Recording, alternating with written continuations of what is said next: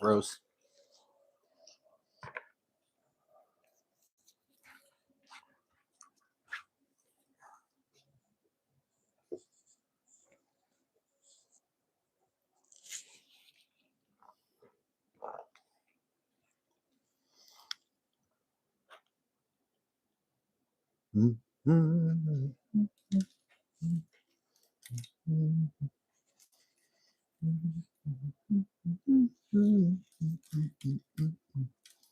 Oh, better turn that down.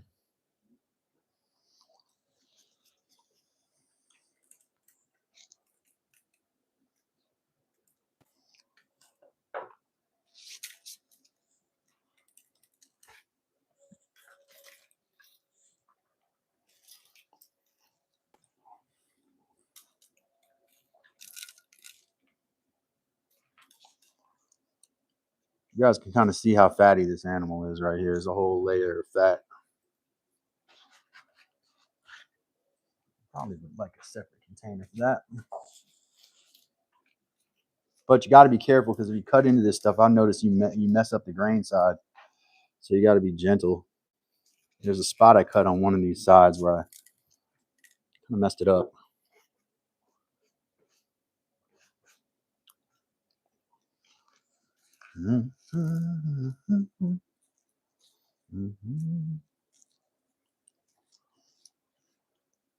Be ever so careful if you collect one of these or if you trap one of these. They can, I don't know, the numbers they say as much as 10% can have rabies, so you got to be careful.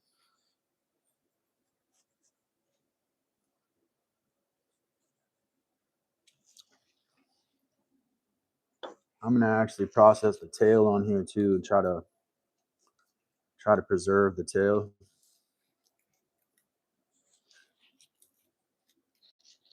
The salting I did last night seemed to work. It dried it out a little bit, but it's gonna need to be salted again.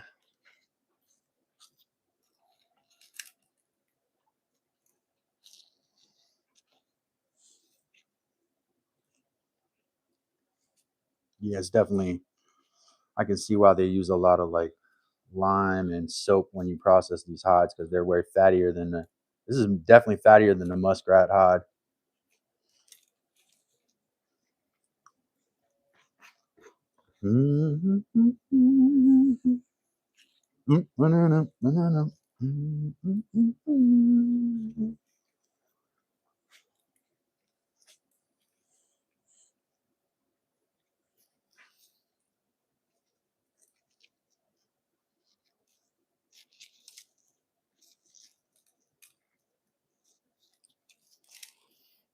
I'm just kind of inspecting it right now, see if I missed stuff. There's a few little spots.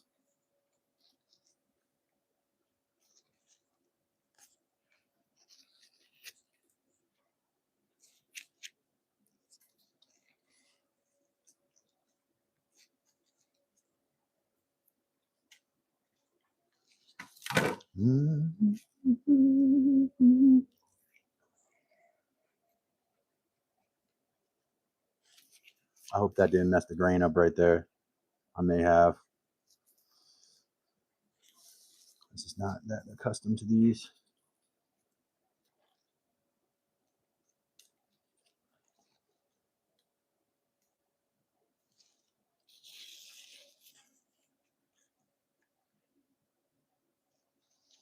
Trying to make sure my knife was nice and sharp for this process.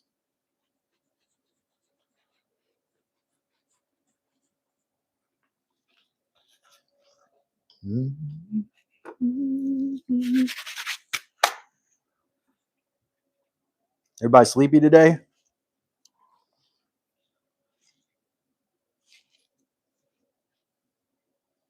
Yeah, that knife is sharp actually.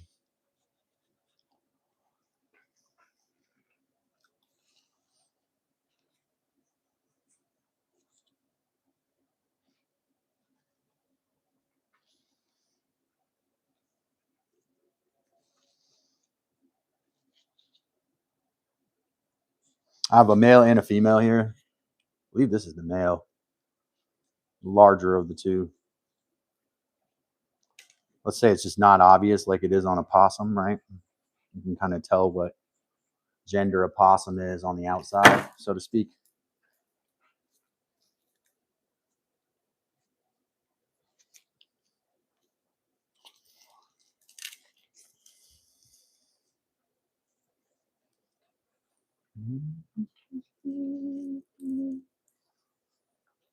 I don't know if I want to approach this flesh that's on the edge here.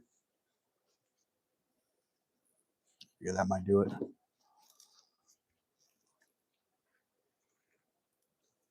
Now, somebody the other day criticized me and said, "Don't you flesh it when you got it?" I mean, I fleshed this thing in one piece. But raccoons are fattier animals, and so they got this. And I missed a little bit right here. But other than that, I mean, we can criticize all day, I'm sure. Keep criticizing each other. That's what I keep hearing about. People being very critical. Till it's time to put your money where your mouth is. Then all of a sudden, people don't got much to say. I mean, that, I'm going to say, looks like skin. But I guess it's fat. This probably all got to come off here.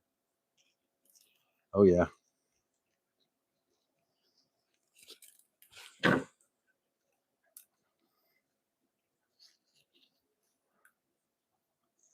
read today that you can actually make, what do they call it? It's an emulsifying alcohol. You can make it with this render, basically.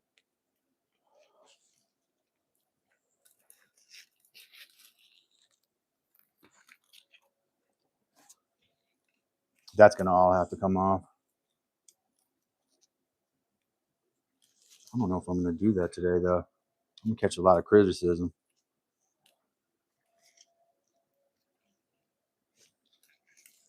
Sometimes after you salt them, see, because when I peeled this away yesterday, this is what came away cleanly, but I don't want to mess with it too much and make a mistake here.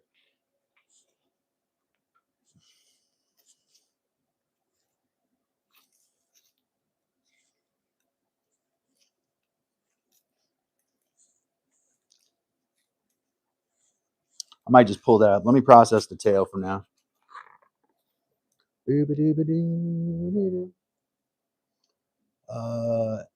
Andrea Caccia.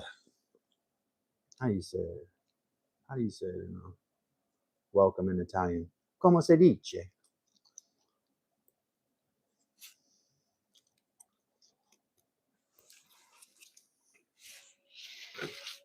In Italiano.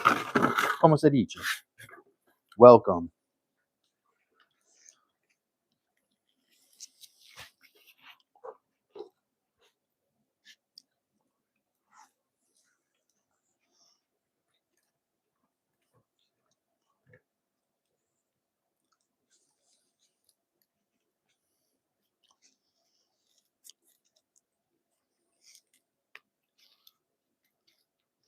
I'm so tempted to try to get my fingers up under this fat layer here. This is not on the female. I don't think I have this layer of fat.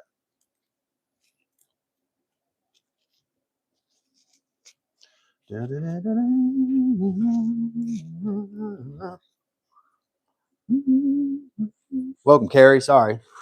Welcome, everybody. Morning, Wes. Ciao. Ciao, Andrea. Welcome.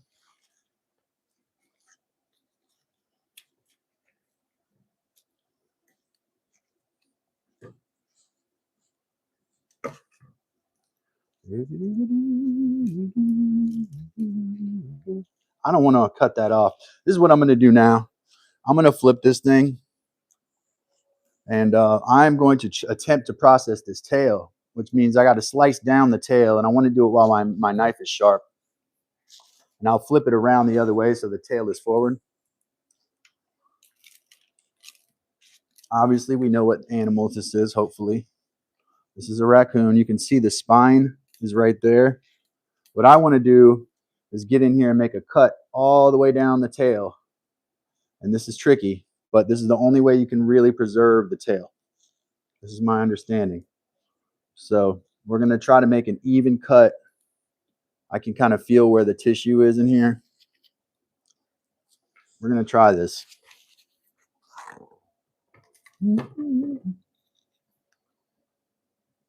Benvenuto. I thought it was something like bienvenido. Benvenuto. Grazie. Grazie.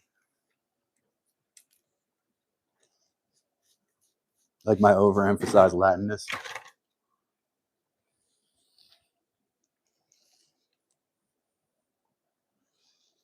So let me see. If I could, I'd get a finger in here too. What I want to do is get my finger up under the tissue here. I think I got my knife pretty sharp. I'm going to take my time though, guys. I don't want to do anything that's going to damage the tail. I want to get the spine out of the tail. Animals, you know, these type of mammals have the same number of vertebrae as humans do, but they just extend into the tail, right? Y'all probably telling you something you already know, right?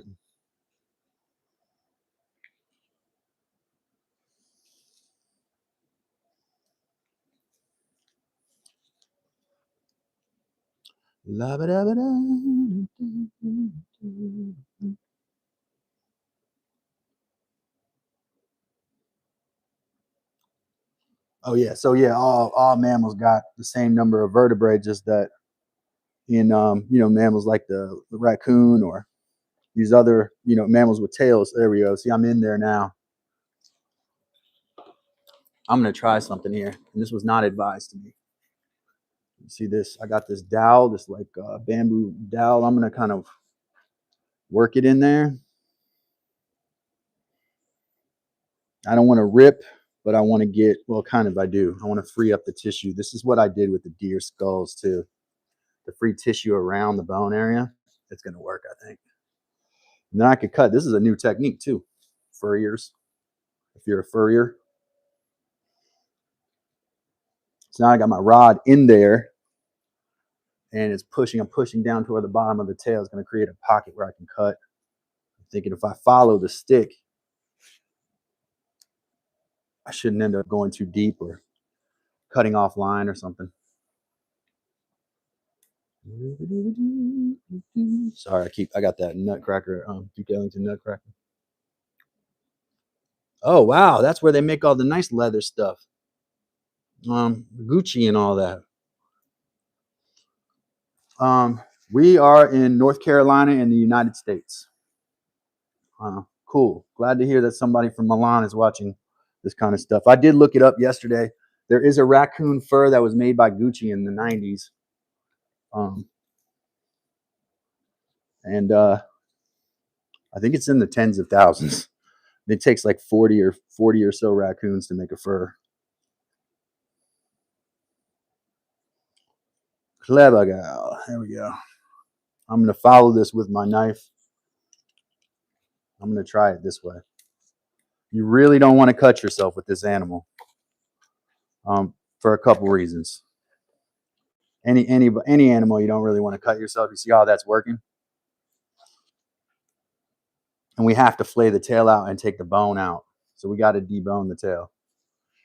Because raccoons are such, and I don't want to gross everybody out, but raccoons are virulent carriers of rabies. So you want to stay away from the business end of those jaws. Any bodily fluids, you know, want to stay away from that too. I'm trying to do this cleanly.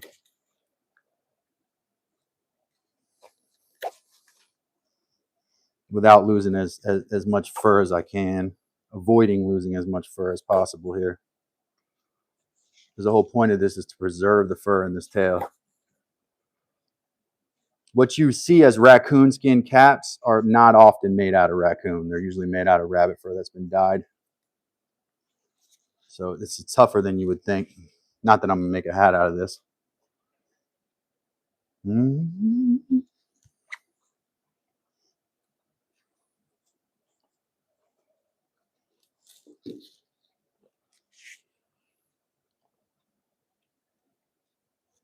And in order to save the hair on my last raccoon that I took, there was no saving the hair. But in order to save the hair, I got to salt it.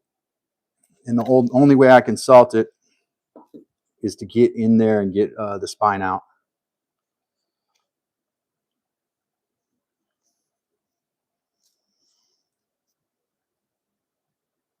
It's going to be really tricky. I can tell already.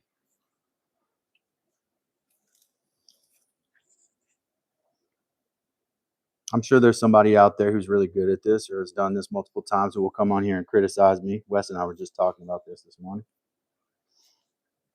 A lot of criticisms out there for a lot of people. Dang, I don't want to rip after that spot either. I got to make a hole in there.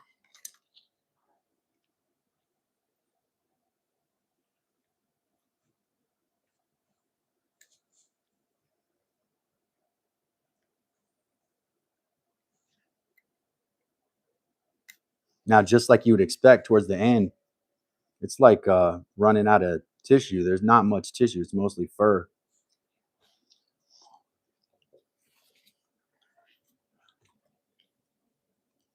Magni98, welcome from Iceland.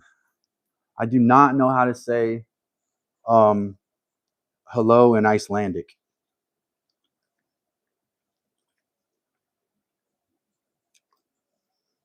I will say skål, whatever that means, like cheers. That's pretty cool though, man. Not a lot of people in Iceland, man. I feel special.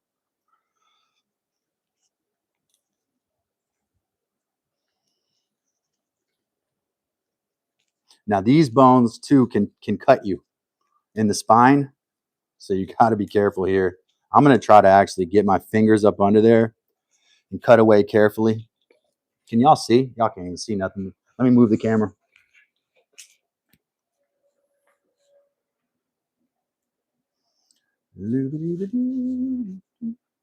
Cheers. Yeah. Okay. Skål.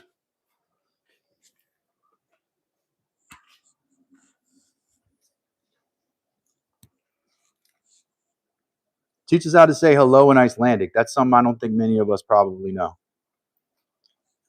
True fact. Here's a fact about Iceland. You may not know this unless you watch 90 Day Fiance. But in Iceland, so many people are related because of their isolation as a country that when they date, they have to check an internet database to make sure they're not dating somebody they're related to. Fact. That's fact. John Galay 3740 said, "Did you ever eat those raccoons?" And the answer is, I have never eaten raccoon. I have heard it's pretty good though. That receiver for the Carolina Panthers, what's his name? Really talented young guy. He was on Amon-Ra St. Brown's podcast talking about and his name will come to me in a moment.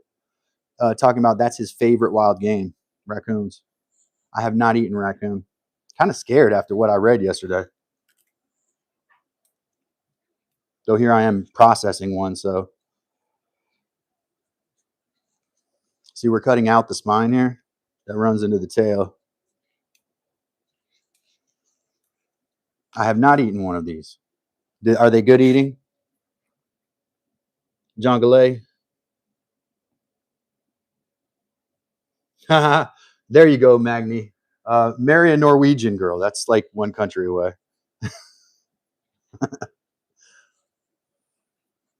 You might have to check with them too. That's where your all's ancestors came from.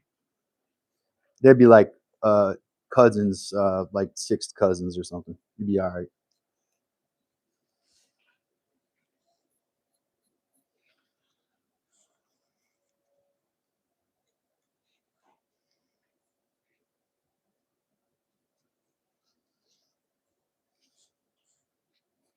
I'm kind of scarring up the tail, but I'm not that worried about that. Like you wouldn't generally want those kind of knife marks. I probably should just pull and follow, but I'm afraid I'm gonna get cut by the. I've been cut by these spine bones before in another animal.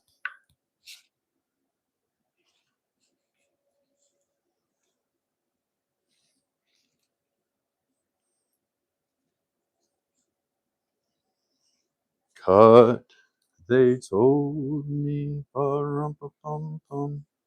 Hey, use a Christmas song for the day.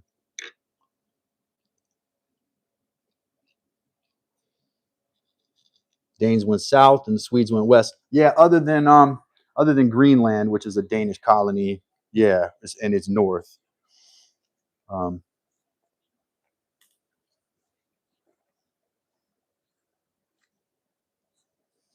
yeah, the lore in my family, and this is not true. I'm not claiming the truth of it. Okay, the lore in my family on my mom's side was that we were related to, that we were descended from Eric the Red. Yeah, my grandfather had all kinds of crazy stories like that, though. My other grandfather didn't talk about ancestry. That one did. All the different famous, you wouldn't even know it. One day we're 1/16 Cherokee, the next day we're part Eric the Red. I think he was more accurate on the Eric the Red part than he was on the Cherokee part.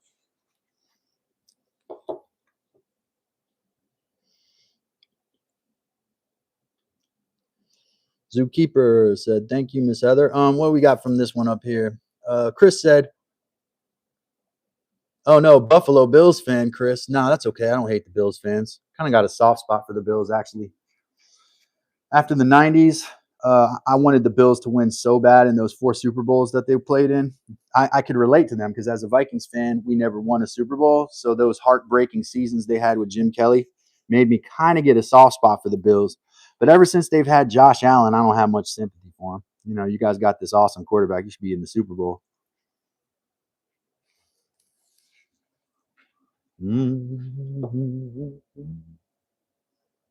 Also, hi or hello is hi or hello in Icelandic. Yeah, kind of shows you how our language is Germanic based there, right? Our English is based on German. Oh, look at that, guys. Oh, I lost the end, but that's all right. We can deal with that. But that's the tail. I got a lot of it. And it's flayed, right? Meaning we can treat this flesh here now.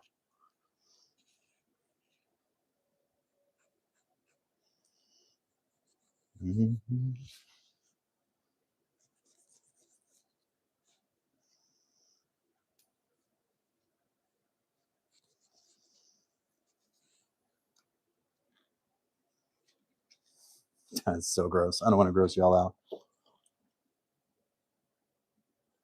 If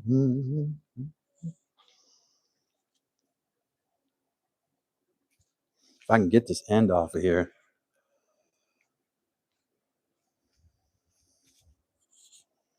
If I can cure this by itself, it'd definitely make a good cat toy. I don't know if it's going to come off. Anybody have any experience with raccoons?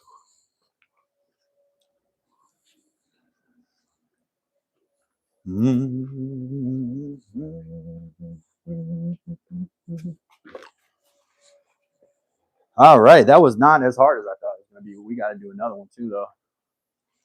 Thank you for those 50 likes. My name is Calvin. Hey, Mike is making stuff. Welcome. Welcome to all my members. Appreciate everybody being a member.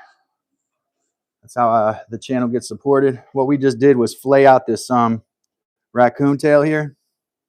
So I kind of forced it at the end. Maybe I could do better on the next one with that. Now I'm going to salt this. We're going to put it up on that board behind me, but I want to kind of peel away some of this fat. Raccoon is a fatty animal. And so there's a lot, especially this male. This is the male pelt I have. I have a female pelt also. The male was really fatty. Sure. There's going to be like a lot of processing that has to be done to, like, you see the subdermal fat here. And I'm not trying to be gross, but you all see what it is with this. It's a really fatty animal.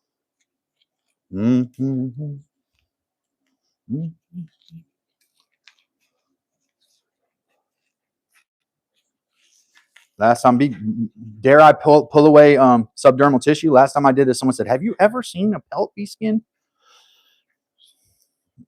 They got upset, but I'm just doing what I can do here. Get off what you can get off. It's kind of not really a science. It's more of an art. What's that expression? 1,000 Ways to Skin a Cat, something like that.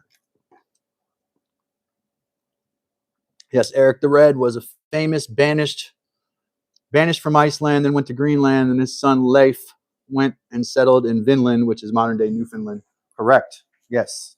So that is the lore. The lore is we are related to Eric the Red, therefore also related to Leif Erikson. But that, you know, the DNA test supports it, but there's no direct evidence. It's a possibility. Definitely more so than the 1/16 Cherokee bit.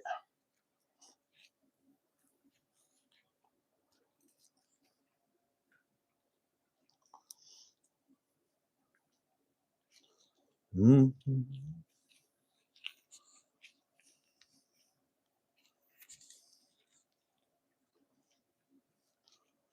When I pulled this hide off, I was pretty sure I was pulling it off clean, but there is some areas on here where I'm not sure about it. It seems like there's fat that needs to come off.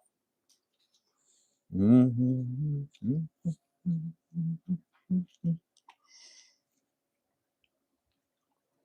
Our box is glued up too. I'll show you all that in a few minutes. Or the bottom of the box. I got to still decide what I'm going to do with the top. I don't usually make tops of those boxes. It's a lot of work. Mm-hmm.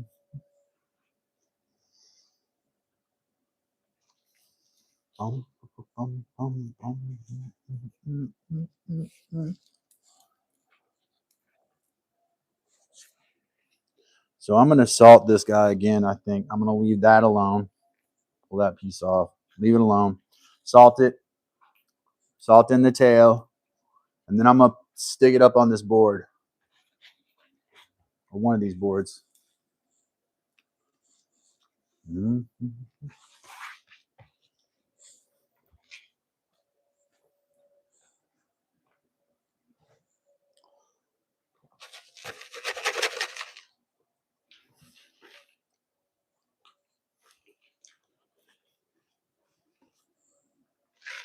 Now this is a spot that hasn't been salted yet.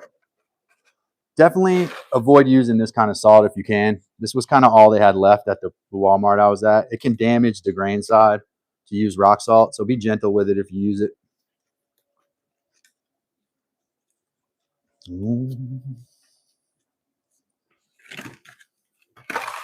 I try to actually reuse salt, man. It's so badly wasted when you do this. I might do this with it also here for a minute, so it holds that salt in there.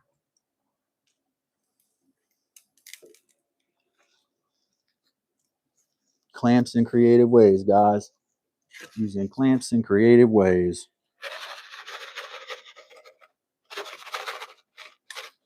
Yeah, they definitely don't recommend using rock salt on these type of applications. I'm gonna go to the store and get some more pickling salt today. I actually don't think I should salt it right now. I might actually just put it, since it's so cold outside, it's been salted once. I'm gonna go to the store, get some pickling salt, and probably do it that way. But what we want to do is put this guy up on the board like this.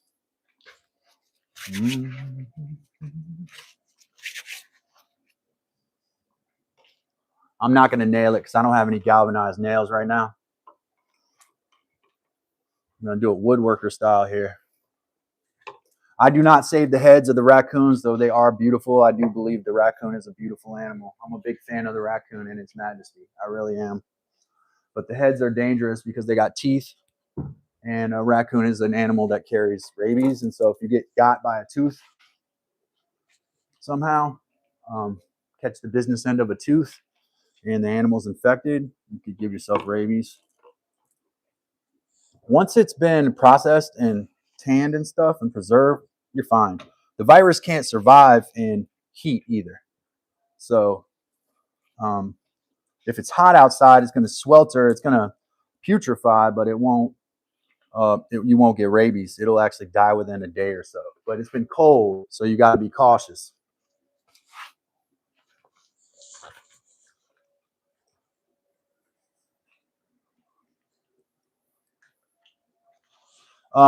Good question. John Gallet said, what's the difference between salt and borax? Borax, or boric acid, is an alkaline agent.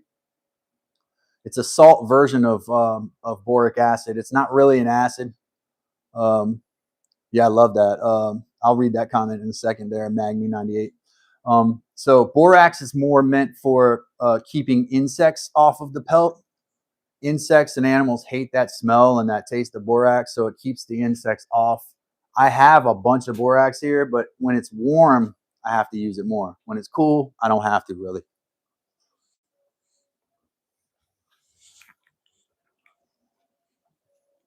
I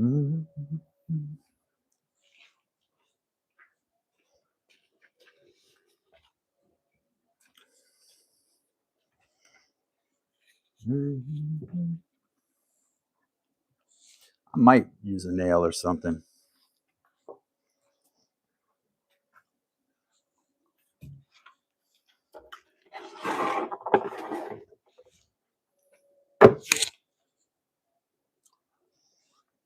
I mean, that is a beautiful animal. Look at the like dapple, like almost like checkered coat. Every animal has a different coat. I did not kill this animal. This animal is already dead. So people know.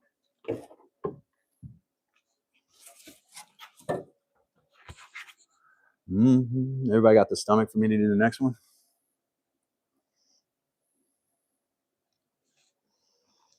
Oh, so the Magni98 said our family still retold the story passed down about the Battle of Hjorungvager. Hjorungvager. Hjorungvager? Did I get that right? I love those words. Stefan Orlick, welcome. All right, we got another one of these to do. I want to do the exact same thing I just did. And part of that was clean that tail. So here we go. This is the female. Kind of gross part here. I'm going to spare you all, which is what salt does is it draws moisture away from things and actually out of the air too. So when you're curing an animal with it, it's kind of gross because it pulls blood and stuff out of it. You get used to it. A lot of this stuff is just like you just get used to it, I guess.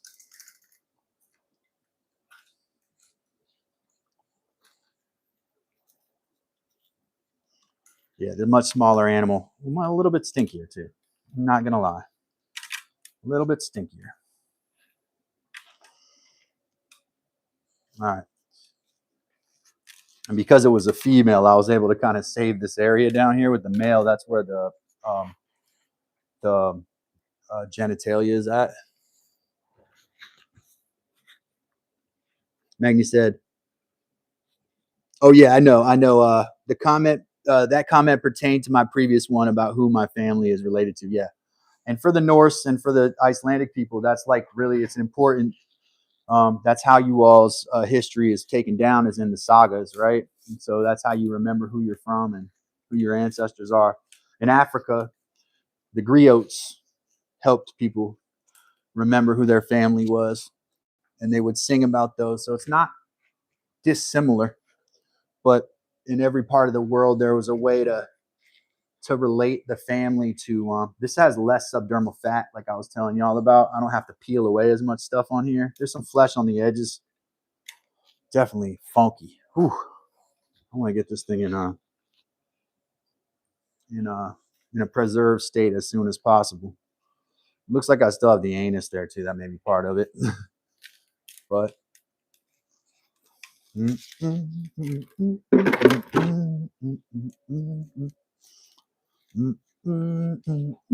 gonna go ahead and make a slice right through that. You can see how thick that tissue is right there.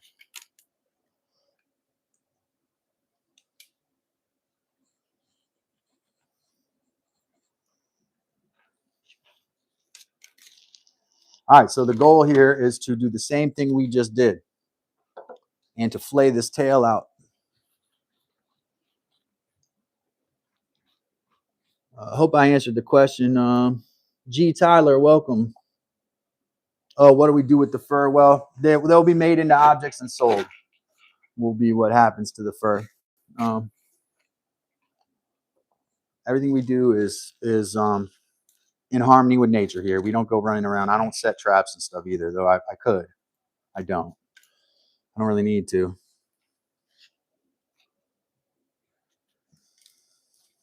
Y'all see what I'm doing here? I'm pushing this dowel. You could probably use a 1/8 of an inch dowel or whatever the smallest dowel you can get. Once you get a little bit up under that spine and the tail, push the dowel into the tail. Little trick I came up with. We're trying to free the skin away from that spinal cord, which runs through the tail. Okay. Right now I got this in here. I'm going to pin this down here. I'm going to find I might have one more clamp. Maybe I don't. I have to use this one that's on the tail here. Hopefully that.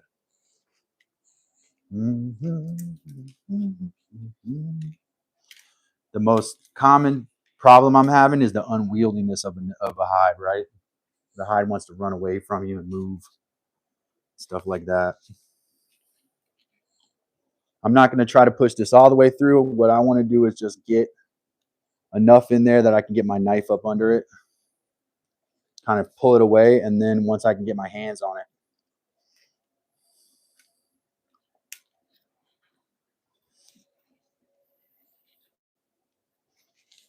I cut behind stuff, right? So you cut behind it, not on it.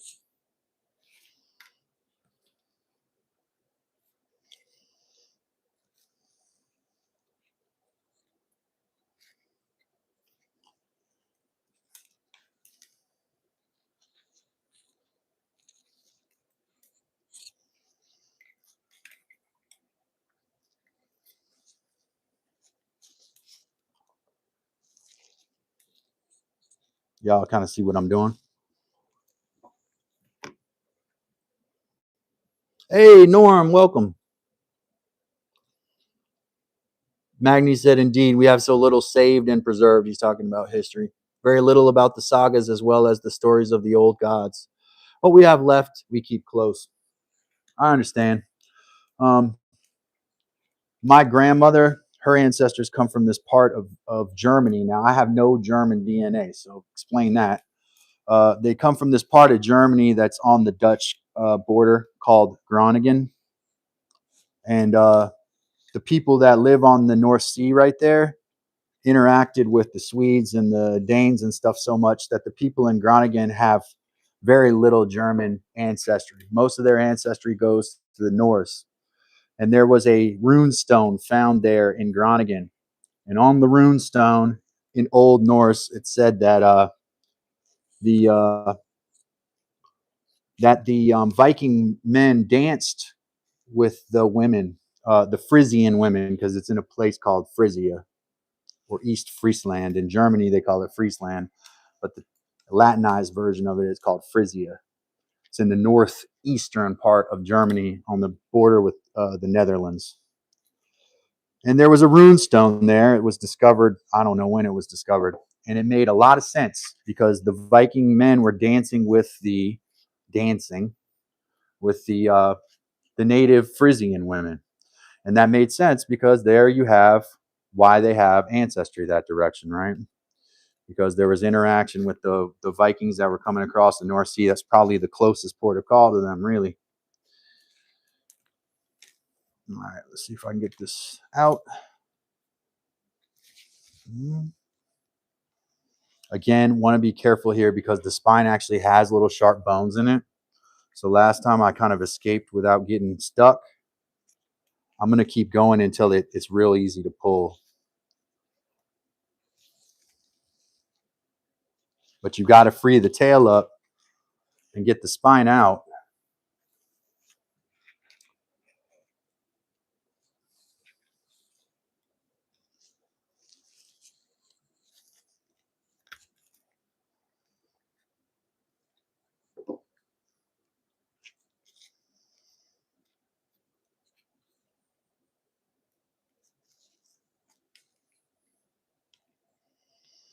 This is not dissimilar to how I remove brains from an intact skull. So, Irina Privet, right? I'm trying to get all of these hellos and greetings correct. Privet, Irina. Speaking of places with an influx of ancestry, Siberia is one of those places.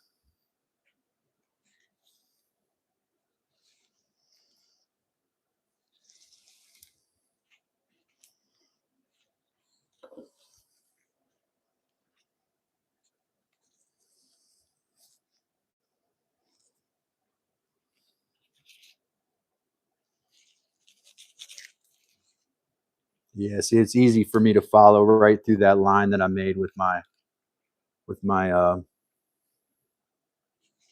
dowel rod.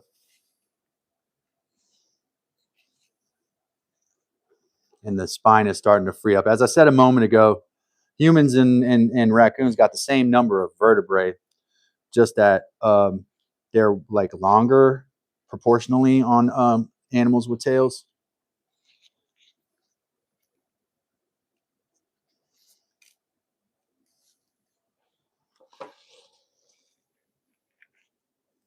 Here we go.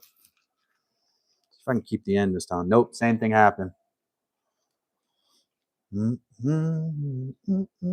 I probably could have worked this. I'm a little bit paranoid about the end of it because it gets so small down here. Like part of the tail is good for me. Y'all can see we flayed that part of the tail. If I had an X-Acto knife, I might be able to pull that off.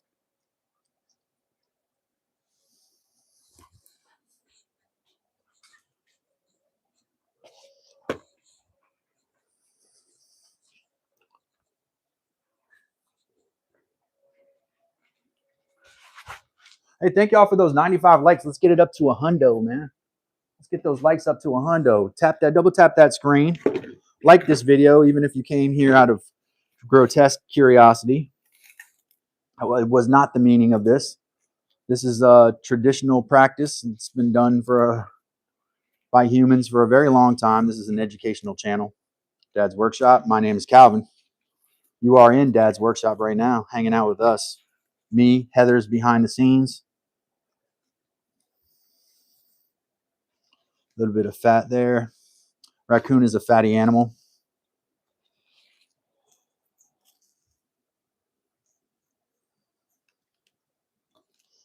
I'm going to work some more on that. I mean, you can kind of smell it. The putrefaction kind of happens from that fat. So what I'm going to want to do as time goes on here is get rid of more and more of that. Make sure it's salted properly.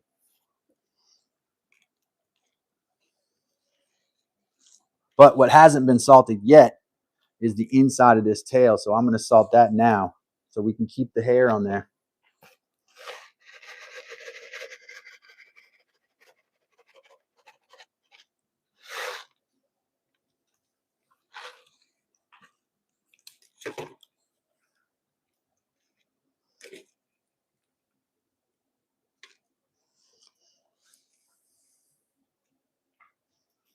I'm going to actually roll this one up.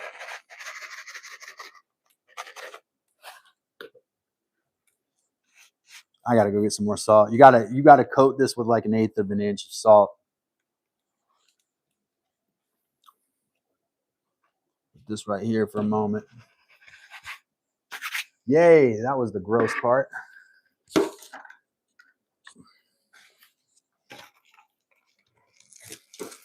Kind of how the sausage is made, so to speak, right?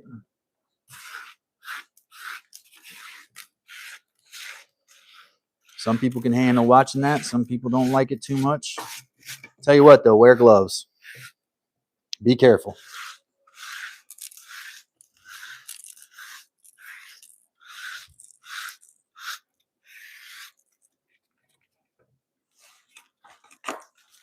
Wear gloves and be careful.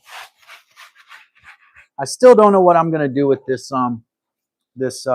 cannon bone here. I've been showing this every day. I'm probably going to put it through my bandsaw and make a scraping tool with it. What we got from Mike is making stuff. Okay, let's trigger a discussion and see who knows. If I make something like a coonskin cap, why would I put the fur on the outside? Seems counterintuitive, like you'd want the fur in, you'd think.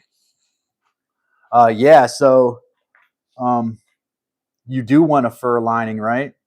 The coonskin caps usually are made out of rabbit now. They're not made out of raccoon anymore, really. But that's a good question. Do you know the answer to that? Why would I put the fur on the outside? Seems counterintuitive, like you'd want the fur on the inside. I don't think it should make a difference in heat, right? With my muskrat, you want the fur on the outside because the fur wicks water away, right? So you have waterproof tissue.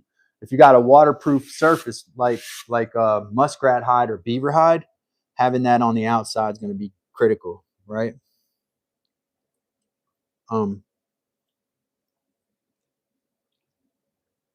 Yeah, so Screeby said, is there a difference behind different kinds of salt? Is there a reason? So this is not the kind of salt you want to use, by the way. Sorry, Morton, you don't deserve a plug. You don't want rock salt because it can damage the grain. Use pickling salt, and I'll show you that. I'll show you. I'm not going to show you brands because I don't get paid by any of these brands to do this. But I don't know where you're located, Screeby. But this is the kind of salt you generally want to use, right? It's finer, but it doesn't have iodine in it. The leather will hold in your body heat. Makes sense. Yeah, no, that's a good question. And sometimes you want both sides with fur, right? Like you want a fur lining and you want fur on the outside too. Yeah, leave it to Norm. Norm answered that question. Norm said fur acts as an insulator, keeping the cold away from your head. The leather will hold in your body heat. Awesome. Welcome, Lions. Oh, I didn't know you were in here. Sorry about that, Lions. I would have said hi to you, buddy. That was not on purpose. Yeah, pickling salt, non-iodine, no iodine in the salt. Maybe easier in Europe or in UK to get salt with no iodine. You can get it here, but I used plain salt from Walmart with no iodine and was not happy with the results. Pickling salt is the best. You get a big bag of it. It's not very expensive. Fine grain. Coat the whole surface of the hide all the way to the edges. Push out all the edges like you would the seams on fabric. Push out all those edges. Here's one that's salted. I mean, there's a couple little imperfect spots on here, but it's been salted all the way to the edges, and you can see it's dried out and somewhat preserved now. This is a buckskin hide here, and I think I probably showed that one to you last time. Got a couple more hides that are in the pickling bath right now that I'm gonna pull out. But Lions, appreciate you being here, man. Yeah. Oh, glad that you're getting something out of it. Lion said, no worries, my man. Really been enjoying this content. Learned loads. So cheers. Appreciate you, man. Yeah, that's what I'm here for. Screeby said, nice. I'm in the US. Never done this before, but been interested in. I like seeing the process and learning. Yeah, it's a little bit easier than smelling the process. I can tell you that. But I keep it kind of, the smell is low here compared to most, but it might get worse as I get more into tanning. I really like it. I could see myself doing it indefinitely. It's not the animals. I don't want to harm animals. I love animals. Actually, it's kind of came out of a place of not wanting animals to go to waste, the bodies to just sit on the side. Now, I know everything in nature gets recycled, but if there's a way you can make a jacket and stay warm off an animal, that you found, it kind of started with one situation with Heather and I. Pelado, welcome. It's kind of started that direction. And yeah, so it's kind of like out of a place of not wanting to waste, if that makes sense. It furs and watch the survival shows. You see the people who make it the longest, they got their own handmade parkas that are made out of stuff that's meant to handle that. This is getting heavier and heavier here. All right. This is the pickling bath that I've got. That's where this is going to go next, but not today. I'm going to pull out, this is a muskrat hide that I got. I got to scut this a little bit. The grain is nice and fluffy on this. I feel like this is almost ready to go into tanning solution. It's been in this pickling for about 5 days or so. Some little bit of putrefaction I'm seeing here, like grossness on the skin on the bottom side. I scraped it last time though and wasn't happy with how it was. I scraped a hole in it on accident. So you got to be careful. You don't want to do that. And I am trying to preserve the hair here. This is a muskrat hide. And it's been in a pickling, a low pH solution, somewhere between 0 and 2. I didn't pH it. But I can tell this thing is sopping in water, right, from the pickling. So I know what, see, there's the hole I think I put in it last time, unfortunately. But there's a lot of good hide here that's untouched. So I think this is almost ready to go into a tanning solution. And there's not a lot of book on tanning hides with hair on them. in bark. You can tan hides with brain and smoking with hair, but you don't see a lot about bark tanning hides. So I'm kind of on the vanguard of that, I think, right now. That's where it's different. The pickling bath preserves the hair, locks the hair into the follicles, and opens the grain up and allows the grain to absorb tannins. It's just like as if you were brining meat so that it could absorb flavors. You're brining the hide so that they can absorb tannins, if that makes sense. Some people, and actually the biggest tanners, would put it in a lime bath after this with builder's lime or hydrolyzed lime. I want to call it calcium hydroxide, but I am not going to do that. I might not even use baking soda. What I'm going to do is wash it with rainwater several times. And after I've done that, I'll take one of these unimportant ones here and clip the bottom.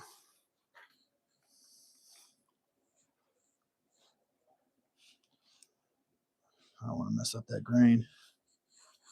What I'm going to do, I forgot what I was saying now. I got distracted. Yeah, I'm not going to lime it because I don't want the hair to come out. I've got a bucket under here, by the way, under my bench. I'm not going to lime it because I don't want the hair to come out. I want the hair to stay in it. If I lime it and I use baking soda, I had a hide I did that on, and I lost all the hair. There is some slippage here of hair, and it is a possibility that the hair comes back through when you pickle it.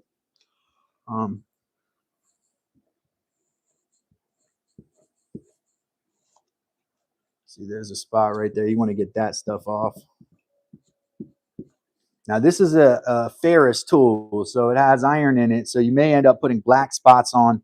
If you're doing a hide that doesn't have fur on it, you probably want to avoid an iron-based tool like this. It'll put black spots on your hide. It can put black spots on your hide.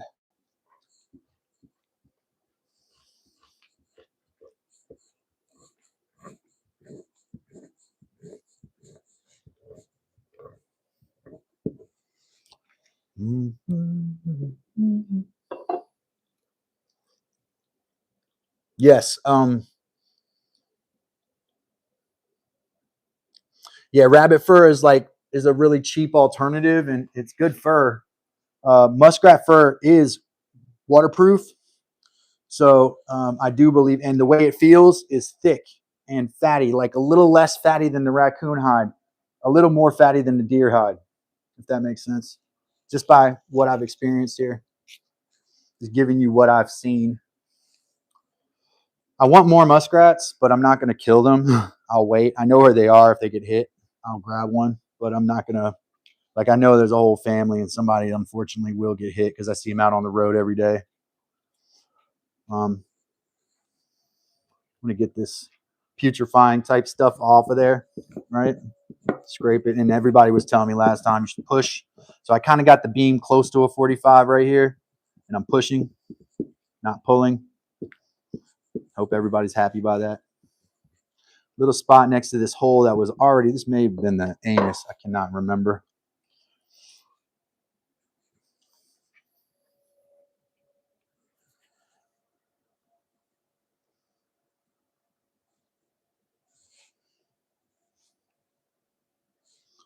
And then if it's greasy or stuff like that, you can take it out and make put it through a soap bath and put it back in the tannins again. What we're trying to do is tan stuff without using chemicals. You don't have to use this. It doesn't have to be bad for the animals and bad for the earth and all of that stuff, man. You know, there's a way to do this stuff responsibly. It's just that when business gets a hold of anything, they destroy it. They make it into something that's horrible for the earth. And they explain it away. They'll say something like, this is what we use to stabilize the fur. We need chromium and alum, and it comes in this. And then you see the way that in India, the tanneries there in like Mumbai, they're just dumping chemicals. It's putrid. It's really bad. So there's a good way to do this and a bad way to do this.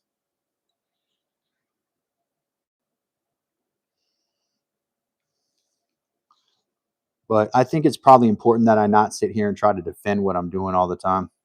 Just do it and call it a day, basically. Mm-hmm. This part's been stubborn.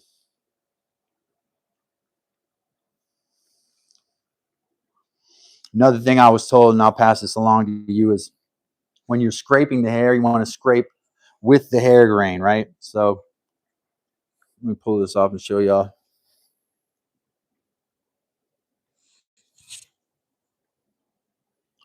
What is this process doing? Removes the fat in the flesh. It's called scutting.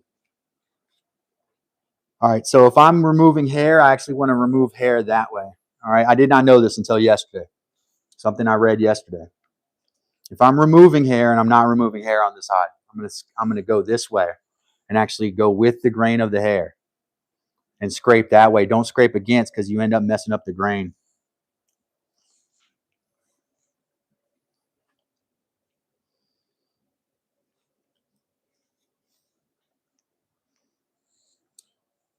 You know what's interesting is that it's not like woodwork or something like that where there's like only really one solid way to do things. Sometimes like there's multiple tools, but you have one good way of doing it, right? In tanning, I am tending to find, and this is what I'm finding, there are some things you can't do. There's some deal breakers, but other than that, there's like literally 1,000 ways to skin a cat. And I don't want you skinning cats, but there's a lot of different ways to do it, I think, to get a desirable result. And so I've had a few hangers about, but no one who's come on here has been too critical, because they know I could end up with really good leather using my technique, just like they use their technique and end up with good leather. So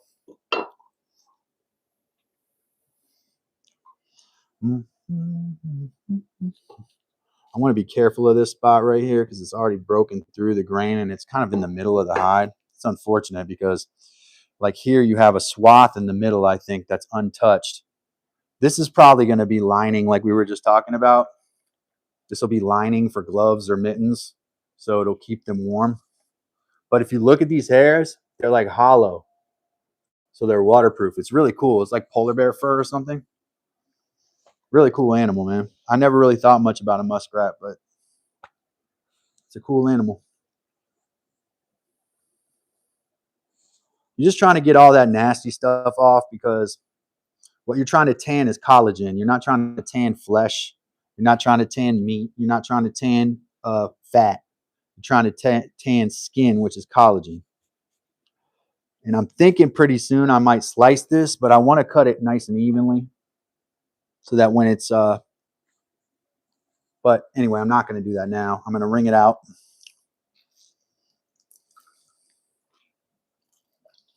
I'm going to put it back in the pickling brine, because I have found, and this is my theory, the longer that they sit in that pickling brine, the shorter I think they have to sit in the tannins. Because I put some stuff in there the other day, and you know, these little ones right here, they sat in pickling brine for like weeks, and then I put them into a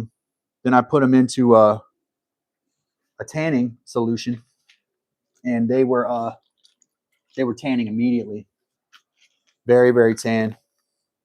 And I've been adding strength to it every couple days. These are leg hawks here.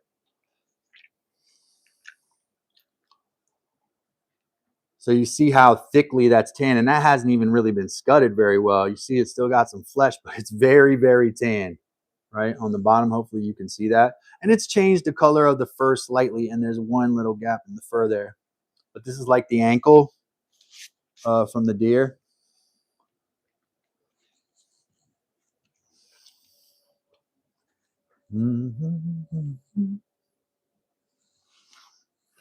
I had a little tool over here somewhere.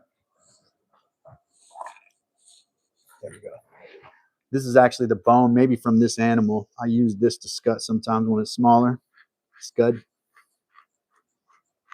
You can actually smell, it smells like suede, man. And this was a funky animal when I got it. So the fact that it smells like leather, like from a leather store now, is it works. You can do this.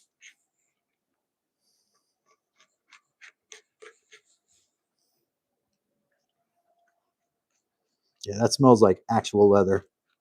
And it's thick too. I mean, it came out really nicely. I wish you all could see the thickness of this.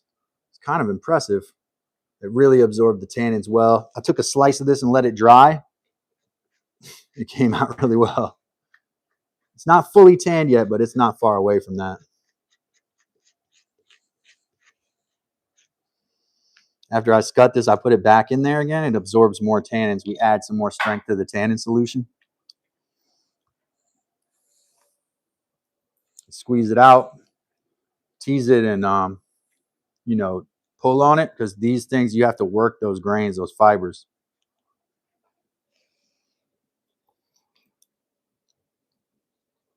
One cat fur coat, please. Well, there's a couple cats that do that, but they ain't in this country, and I probably wouldn't. I would probably feel bad taking one of those. That's one cat fur coat. You know, in the United States, we are not allowed to do that. You're from the U.S., so we are not allowed to use domesticated animals for fur. Thank God. Although people probably raise chinchillas for it, to be honest. It's one of the more valuable furs. Again, see, like that is what I'm looking for, like that color and even the texture. The smell, it smells like leather. It's got an oaky smell to it.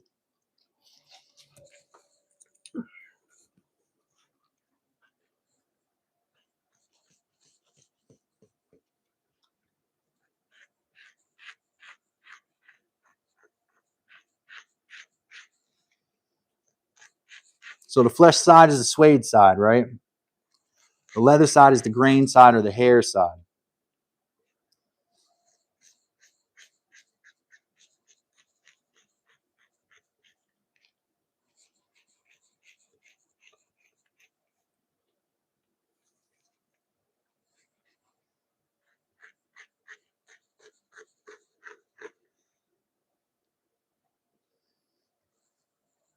Saw some pop in the chat there.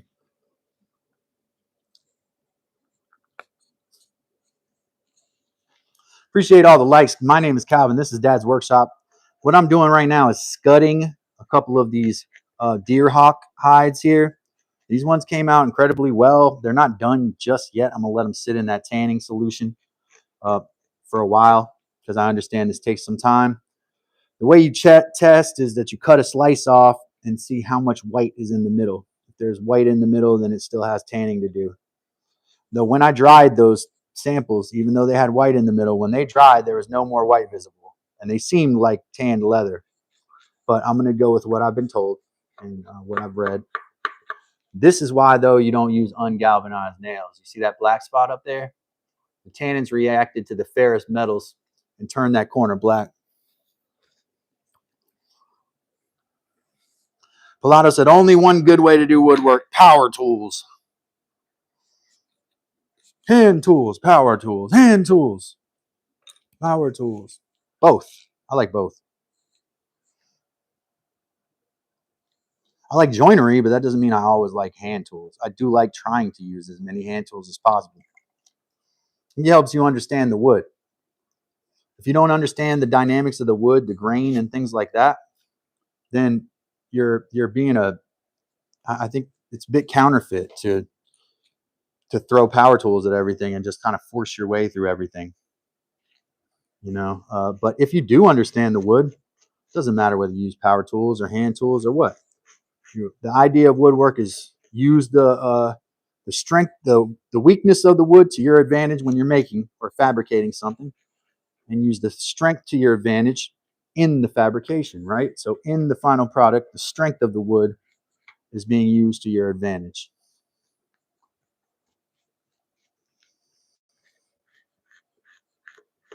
This hawk is stretching much more than the other ones. You can see that one.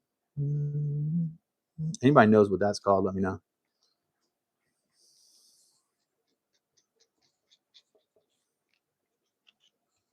Mike might know what that's called.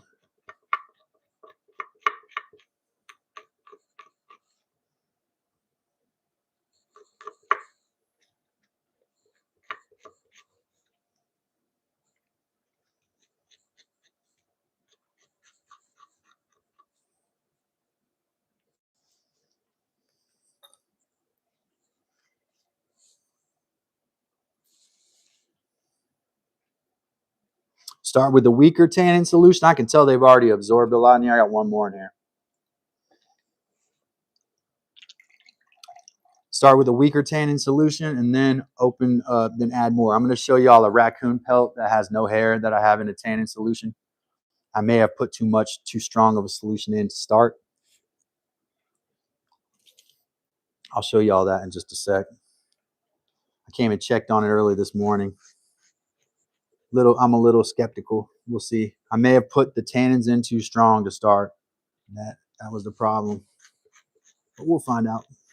It's also cold in here, so the tanning process is going to be slowed down.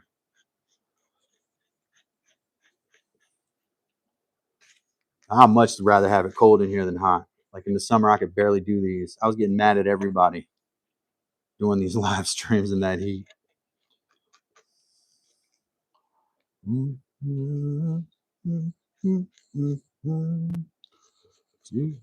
Shout out to all my members. Appreciate y'all. Hey, if you want to become a member, tap that little $sign in the bottom corner. Counterfeit woodworking is the best. Is that what he says?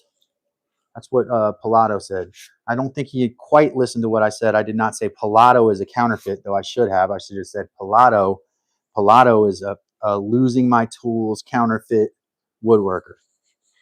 But I'm not going to say that Pilato is a counterfeit.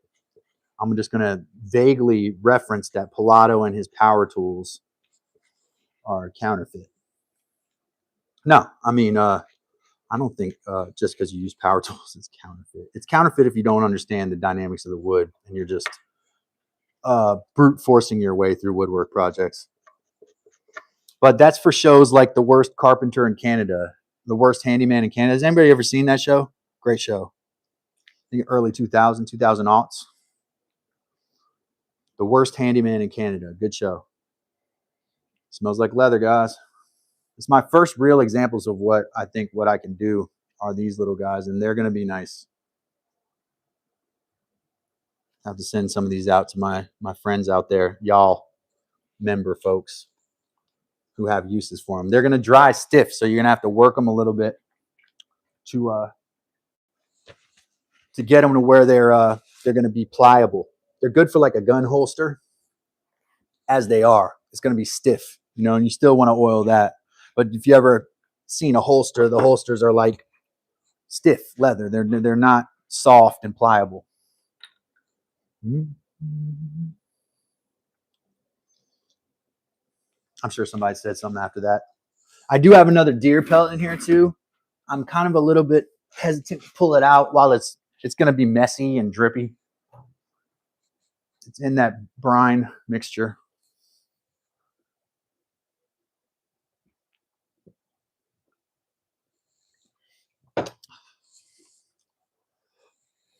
By the way, if you do this, don't touch your face a lot. You know what I mean? Don't do a lot of face touching.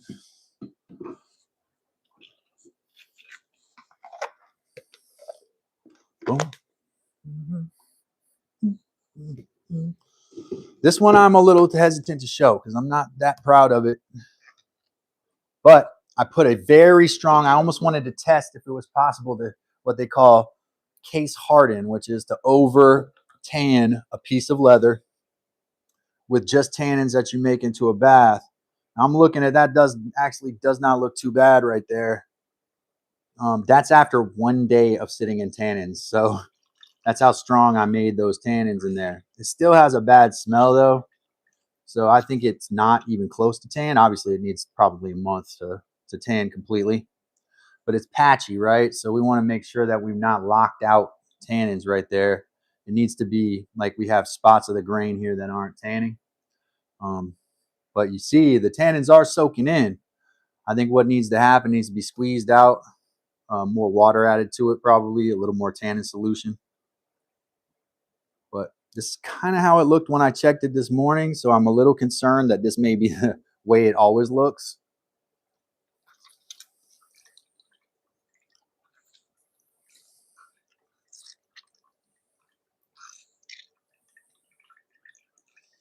I'm not going to waste a whole bunch of my concentrated tannins on this pelt either, because it's not really one of my, it was almost like a scratch pelt that I was kind of trying to work with there.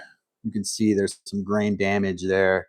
and then spots where it's not. And this has only been in the, it was white when it went in there yesterday. So this is one day in, I think they're oak caps. I use sawtooth oak cap tannings for these. And you want to make sure it's weighted down there. So probably I should put a rock in there. Just make sure that, and you don't want to put metal, because you put metal in there, you might end up with a black spot on your leather. Show and tell, guys, always my favorite class. Always my favorite class. Show and tell.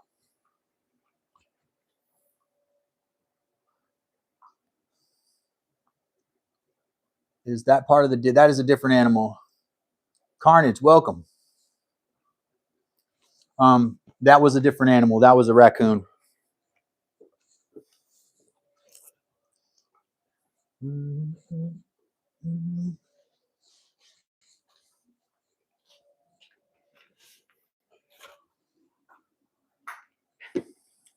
All right, so let's go back to woodwork. Whoops. This was the bottom to this dovetail box I made yesterday.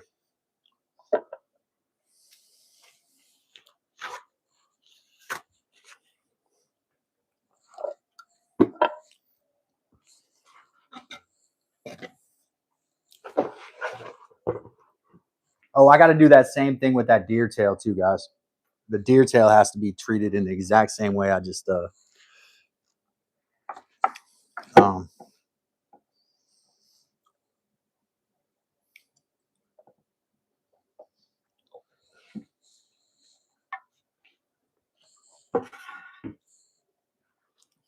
I'm a million different things, Carnage.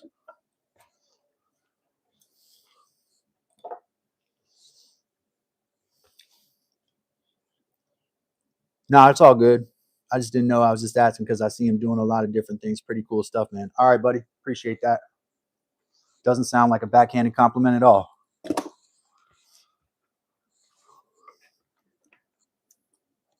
Good to see you, though, man. Glad you popped through.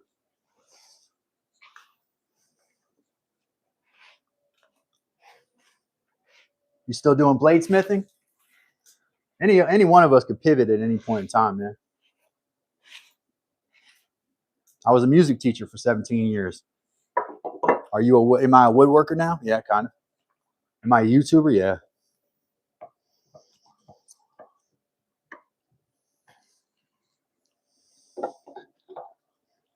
That's right. Don't fit in there. All right, this is what we're going to do. We're going to take this bad boy. And actually, I did kind of taxidermy. So I can show you the deer face that I completely skinned. So like some of the taxidermy skills are being able to flay an entire face.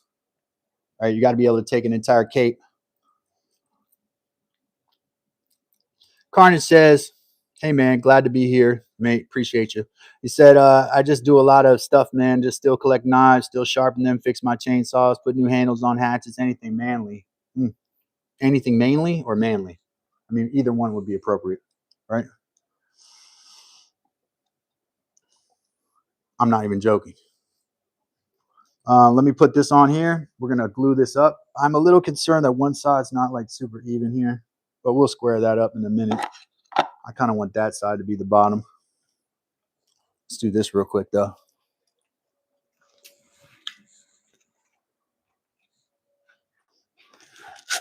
Now, taxidermists create mounts and stuff like that.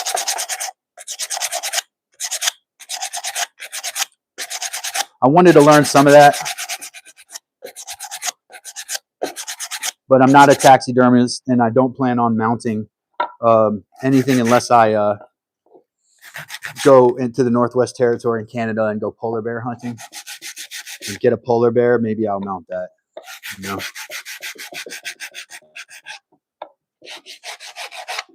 But I don't know if that day will ever come. In fact, I don't even know if I would want to shoot a polar bear. That's how that guy from Michigan ended up with a polar grizz. You ever heard that story? Thanks, man. Appreciate you, Carnage. Appreciate that.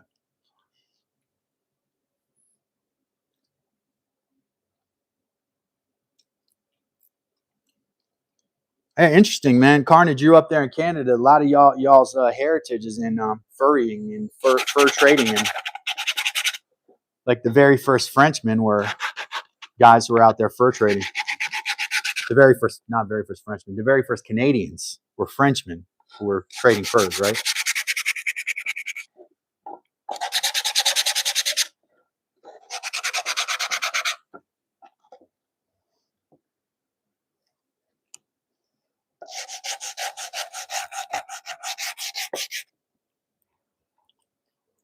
Mainly soldiers. Carnage says, I'm a survivalist. My family was mainly soldiers. Imagine missing a polar bear while getting his attention. Yeah. Viking fighting.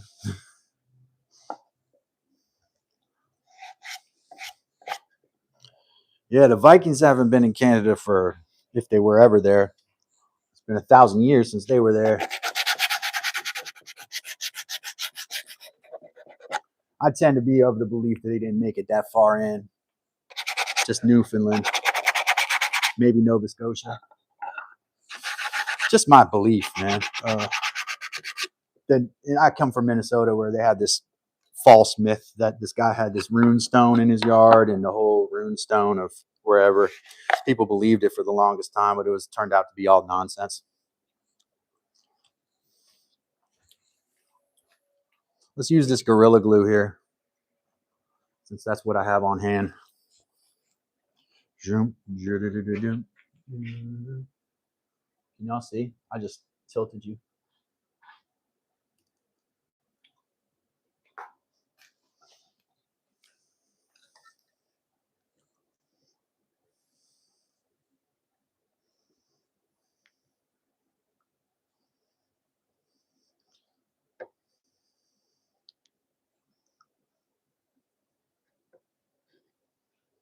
What any given one of our ancestors had to deal with for us to be living and sitting here today. Pretty crazy. And that's any of us. Doesn't matter what your ancestry is. And this is not to be corny. Think about, especially if you're like someone who's Japanese, right? Japanese have a storied heritage of really exacting sciences and really a proud heritage. Now, we got into it with them, and they did some stuff as a country that we didn't like, and it was very bad. But so many died that, like, to be a Japanese person now and look back and say, oh my gosh, thank God that, one of my ancestors survived that mess. Same with Germans. I mean, millions and millions of them got killed in World War II. World War I, they had that stuff happen, which part of the reason for World War II. This is not me saying it's okay to be Nazis, but if you're a German, you look back and say, wow, so glad Grandpa Ludwig was like hiding in the haystack when the Russian army came, and you survived. Pilata said, my family has a lot of English, Welsh, Danish, and some German heritage. Well, if you look back in the history and the time when Americans were cowboys in Canada, we were Vikings. I don't know if you ever listened to Colton Wall. Is that the guy? Who's the guy out there in Saskatchewan, that singer? I like him. Colton Wall. He has that song. I can't even remember calling the song right now. Good singer though. Kind of sings historical Canadian ballads and stuff, but in a country style. He's like Canadian country is what it is.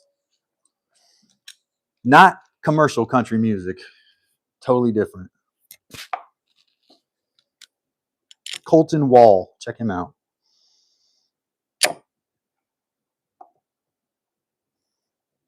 Haven't listened to him in a while, but he's got some good songs. You gain in respect too over time.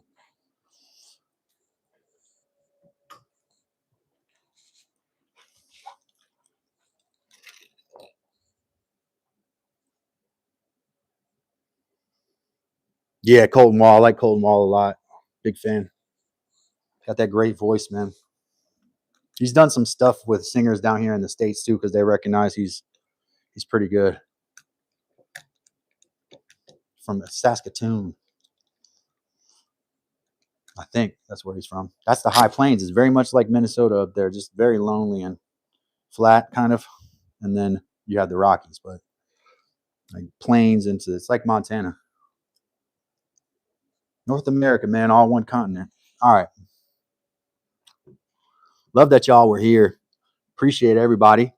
Last person to put a comment in there, Carnage. Shout out to Carnage. Appreciate you. Palato, member, thank you for being here. Wes, appreciate you being here.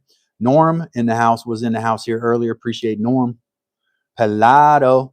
Miss Heather, of course, my right hand. Screeby, appreciate you being here if you're still in the house.